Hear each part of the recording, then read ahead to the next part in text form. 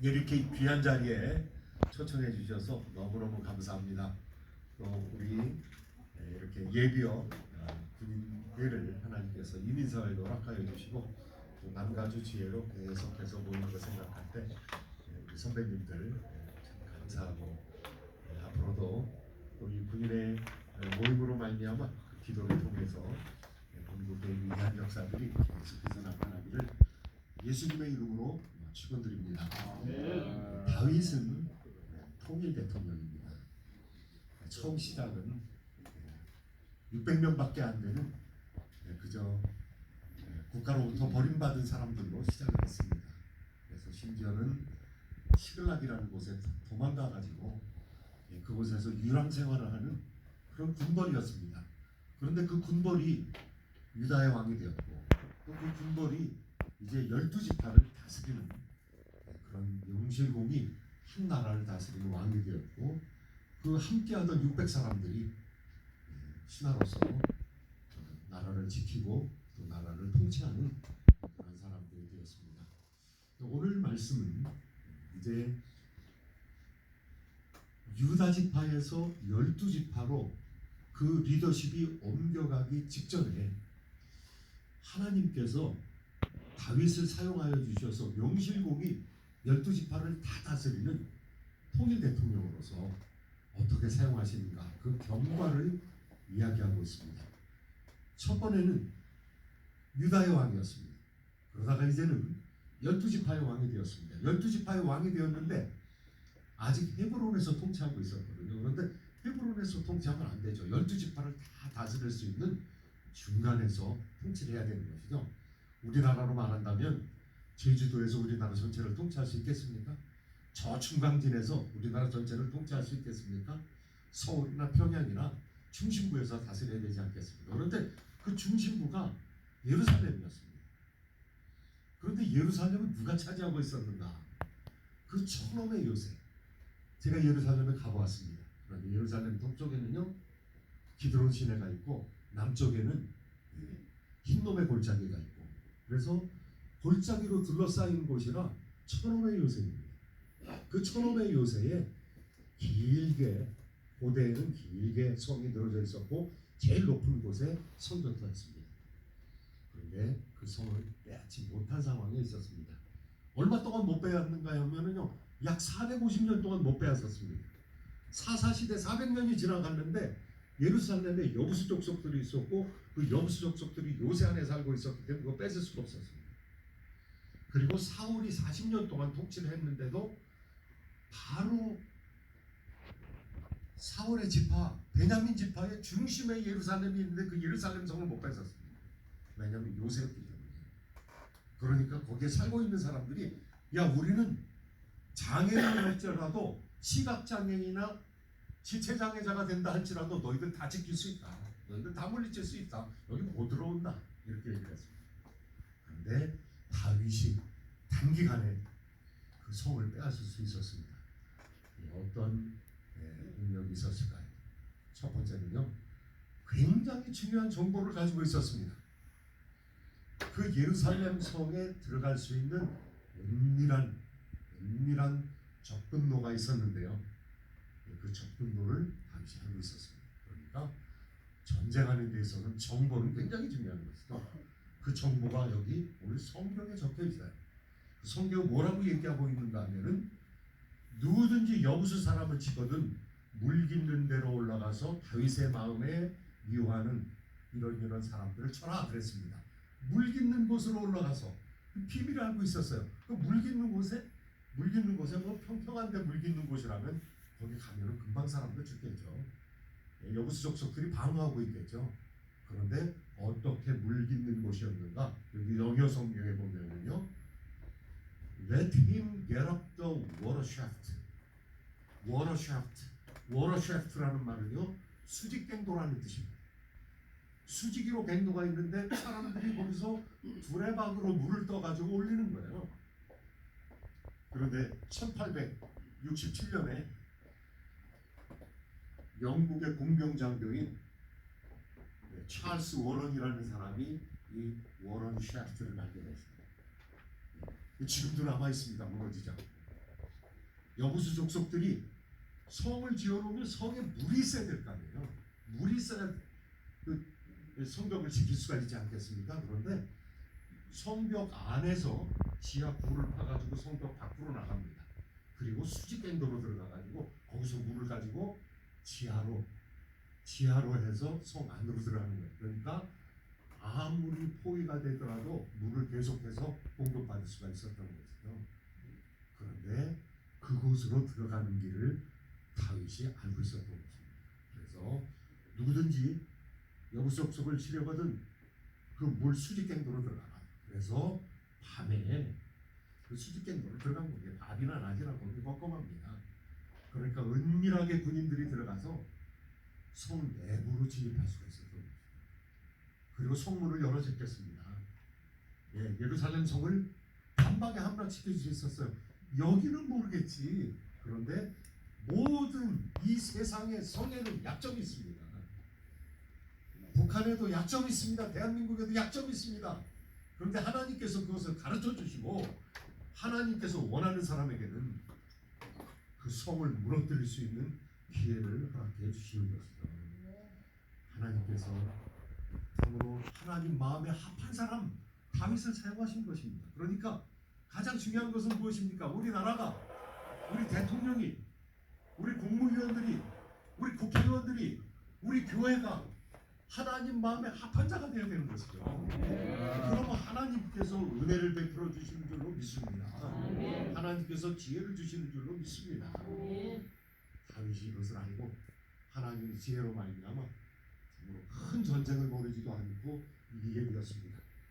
이기고 나서 다윗이 한 일이 무엇이냐? 예, 공성을 하고 난 다음에 성을 취하면 빨리 그 성을 강화시켜야 됩니다. 그래서 차후의 공격에 대비를 해야 되는 것이죠. 오늘 말씀 보니까요, 예, 다윗이 밀로에서부터 안으로 성을 둘러싸느니라. 이런 말씀 9절에 있는 말씀입니다. 야, 우리 이겼다 이렇게 넉넉히 있지 않고요, 성을 빼앗자마자 다시 둘러싸는 것입니다. 그렇게 이중성벽을 여리고 사람들이 그곳에서 여리고 사람들이 아니라 그 여부수 사람들이 만든 그 성에다가 안쪽에다 다시 성을 쌓는 것입니다. 이중성으로 쌓는 거예요. 그래서 성을 다시 강화시키는 거죠. 예. 우리가 축성을 한다 그럽니다. 군대에서는 축성을 한다. 이 축성을 하는 것은 방어지책에서 또 fortification이라고, fortification, fortify. 예. fortify 한다는 것은 강화시킨다는 거예요. 강력하게 만든다는 거예요. 뺏는 것으로 끝나는 것이 아니라 수성을 했다는 거예요. 하나님께서 우리에게 은혜를 베풀어 주셨어요. 하나님께서 한국교회에 은혜를 베풀어 주셨어요. 그런데 여기서 머물러서는 안 되는 것이죠. 우리가 공격적으로, 공세적으로 선교해야 되는 것이죠. 머물러 있으면 안 되는 거죠. 전도해야 되는 것이죠. 머물러 있으면 안 되고 우리 자녀들 교육시켜야 되는 것이죠. 그리고 기독교 문화를 확장시켜서 열방에 복음을 전하고, 놀라운 김구 선생님이 백범 김구 그 백범 일지라는 책을 썼는데 거기서 참 놀라운 것을 발견해요. 그 당시에 아주 못 살던, 못 먹던 시절이에요. 그런데 그 못 먹던 시절에 김구 선생님이 뭐라고 썼는가 하면 우리나라 민족은 문화민족이 돼야 됩니다. 그런데 그 기도가 지금 이 시대에 이루어졌어요. 우리나라가 그저 돈만 많은 민족이 아니라 하나님의 은혜로 말미암아 K컬처.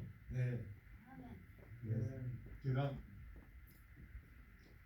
그 싸이 노래를 별로 좋아하지 않습니다. 왜냐하면 불량기가 있는 것 같아가지고 제가 별로 안 좋아해요. 그런데 몇 뷰가 나왔는가는 가끔 들어가 봅니다. 근데 40억 뷰가 나왔어요. 40억. 그러니까 죄송합니다.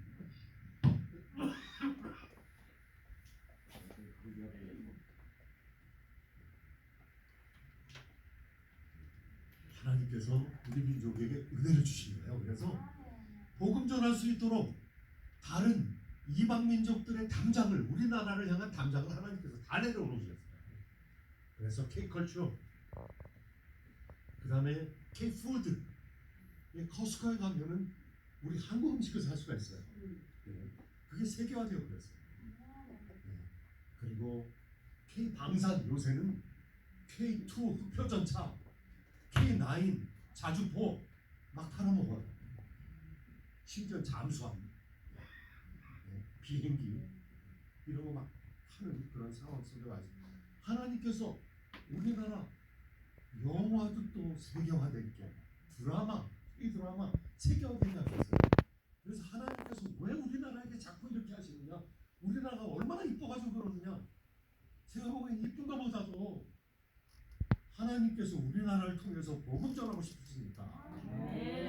그러니까 민족들의 장벽을, 우리나라를 향한 민족들의 장벽을 낮춰주는 거예요. 그래서 우리 어디 지나가면은요, 감사합니다, 안녕하세요, 이 얘기를 그냥 미국 사람들이 하는 거예요.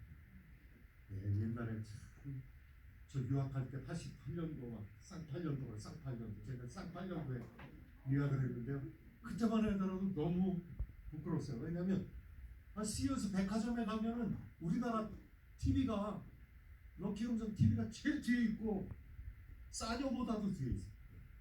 그리고 그때 유학생들이 로망 중에 하나가 뭐냐면 소니 TV를 어떻게 하나 구해가지고 집에 갈까. 그런데 지금은 어떻게 해요? 완전히 바뀌었잖아요. 지금은 삼성계 최고잖아요. 완전히 바뀌었어요. 그리고 한국 사람들이 가는 데마다 대우받는 그런 상황이 됐습니다. 왜 그러냐? 하나님께서 우리를 통해서 세계를 바꾸기 위한 하나님의 놀라운 은혜가 있는 줄로 믿습니다. 홍성뿐만이 아니라 수성 중요하고요. 다윗이 성을 잘 쌓았던 것처럼 우리도 게으르지 않고 교만하지 아니하고 하나님 앞에 겸손하게 우리나라를 발전시켜야 되고 문화민족이 돼야 되고, 그 다음에 마지막으로 중요한 거 있습니다. 아주 다윗의 생애에 관통하는 중요성이 있는데요, 10절 말씀이에요. 만군의 하나님 여호와께서 함께 계시니 다윗이 점점 강성하여 다니라. 만군의 하나님이 함께 계시니 하나님께서 함께 하셨어요. 그런데 하나님께서 함께 하실 만했어요. 왜냐하면 다윗이 하나님에 대한 열심을 가지고 있었기 때문에. 자기가 백향목 궁에 거하면서 야, 내가 이렇게 됐으니까 이제 하나님 의지 안 해도 내가 되겠다, 이게 아니라 하나님, 제가 백향목 궁에 거하는데 하나님은 장막 가운데 계십니다. 제가 돌로 성전을 짓고 싶습니다. 그러니까 그래, 성전 지어라 그러지 않고, 아니다, 네가 내 집을 세우겠느냐? 내가 네 집을 세우겠다. 하나님께서 워드 플레이를 하세요. 네가 내 집을 세우겠냐? 내가 네 집을 세우겠다. 내가 네 집을 영원한 집으로 세워서 왕권이 끊어지지 않게 하리라. 하나님께 마음이 합하면 하나님께서 문제를 해결해 주시는 줄로 믿습니다. 우리 대한민국 하나님 앞에 참으로 합한 민족이 되어서 우리 대한민국의 군인들, 정치가로부터 시작해서 경제인들, 하나님 마음에 합한 사람이 되어서 하나님께서 사용하시고 쓰시고 영광을 거두시는 놀라운 하나님의 도구가 되기를 예수님의 이름으로 축원드립니다. 기도하겠습니다. 좋으신 하나님, 은혜와 자비를 감사합니다. 우리 하나님, 참으로 저희들이 나라를 사랑하는 마음을 가지고 이 이국에서도 참으로 예비역의 마음이지만은, 그러나 그 마음은 하나님을 사랑하고 나라를 사랑하고 또 군인들을 위하여 기도하는 마음으로 또다시 모였습니다. 우리 하나님, 이 종들 하나님 마음에 합한 자들로 삼아 주신 것을 믿습니다. 또 하나님, 섬기는 교회와 또 하나님 가정과 또 직장에서 하나님의 영광을 도모하며 살아가게 하여 주시옵시고, 주의 도모가 우리들의 일을 통하여 크게 나타나게 하여 주시옵소서. 이 남가주 지혜를 복주시고 모이는 종들마다 하나님의 풍성함으로 함께하여 주시옵소서. 예수님의 이름으로 기도하옵나이다.